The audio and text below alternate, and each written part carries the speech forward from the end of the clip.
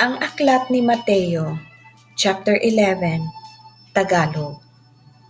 Pakinggan ang salita ng Diyos na nagbibigay buhay. Ang mga isinugo ni Juan na tagapagbautismo. Pagkatapos ng mga tagubiling ito sa kanyang 12 alagad, umalis si Jesus upang magturo at mangaral sa mga bayang malapit doon. Nakabilanggo na noon si Juan na tagapagbautismo. Nabalitaan niya ang mga ginagawa ni Kristo kaya't nagsugo siya ng ilang mga alagad. Upang itanong, kayo po ba ang ipinangakong darating o maghihintay pa kami ng iba? Sumagot si Jesus, bumalik kayo kay Juan at sabihin ninyo sa kanya ang inyong naririnig at nakikita.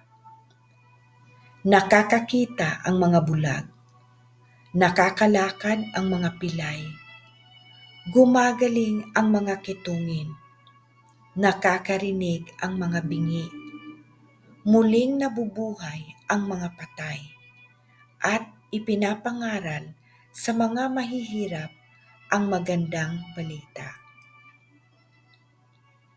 Pinagpala ang taong hindi nag-aalinlangan sa akin. Nang paalis na ang mga alagad ni Juan, nagsalita si Jesus sa mga tao tungkol kay Juan. Bakit kayo nagpunta sa ilang? Ano ang nais ninyong makita? Isa bang tambo na hinihipan ng hangin? Bakit kayo pumunta sa ilang? Para makita ang isang taong may mamahaling kasuotan? Ang mga nagdaramit ng ganyan ay nasa palasyo ng mga hari. Ano nga ba ang nais ninyong makita? Isang propeta? Oo, siya'y propeta. At sinasabi ko sa inyo, siya'y higit pa sa isang propeta. Sapagkat si Juan ang tinutukoy ng kasulatan. Ipadadala ko ang aking sugo na mauuna sa iyo. Ihahanda niya ang iyong daraanan.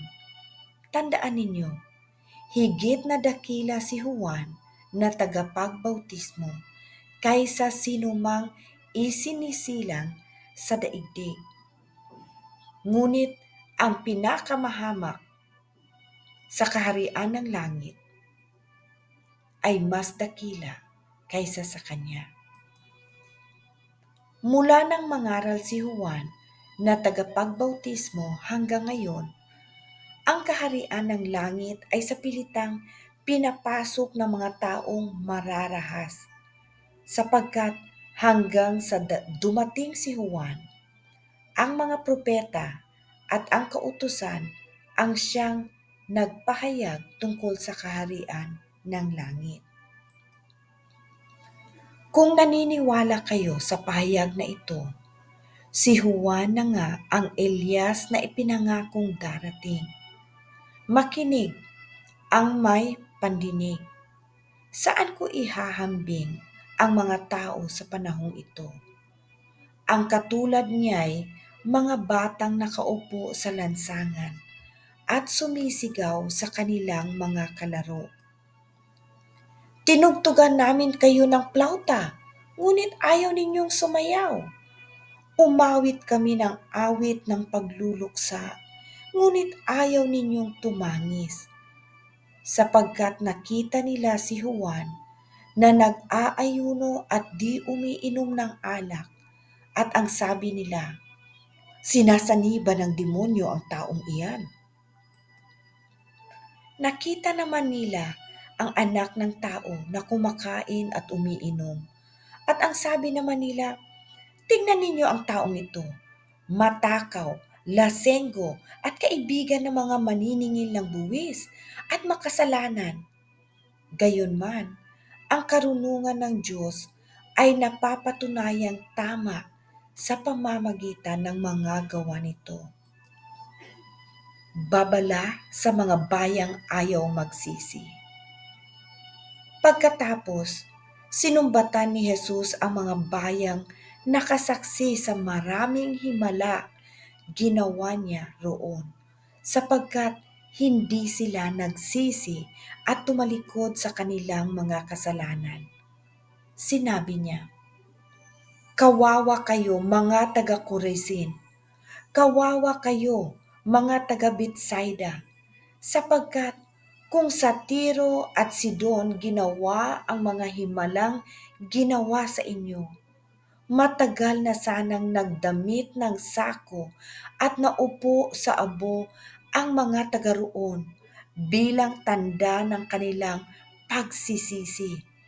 Ngunit sinasabi ko sa inyo, sa araw ng paghuhukom ay may kahahabagan pa ang mga taga Tiro at taga Sidon kaysa inyo.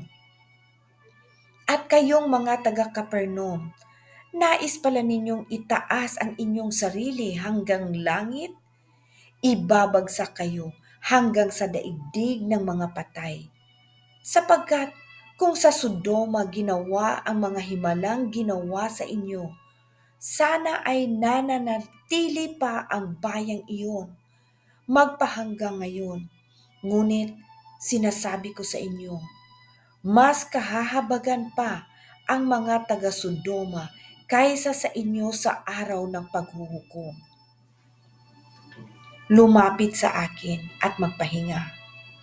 Nang panahong iyo'y sinabi ni Jesus, "Ama, Panginoon ng langit at lupa, salamat sa iyo, sapagkat inilihim mo ang mga bagay na ito sa marurunong at matatalino, at inihayag mo naman sa mga may kaluubang tulad ng mga bata. Oo, Ama, sapagkat ganoon ang nais mo.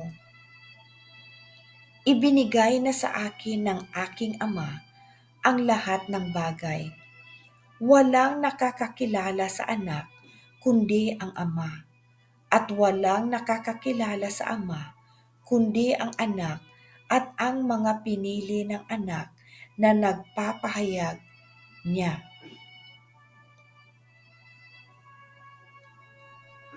Anak na pagpahayagan niya.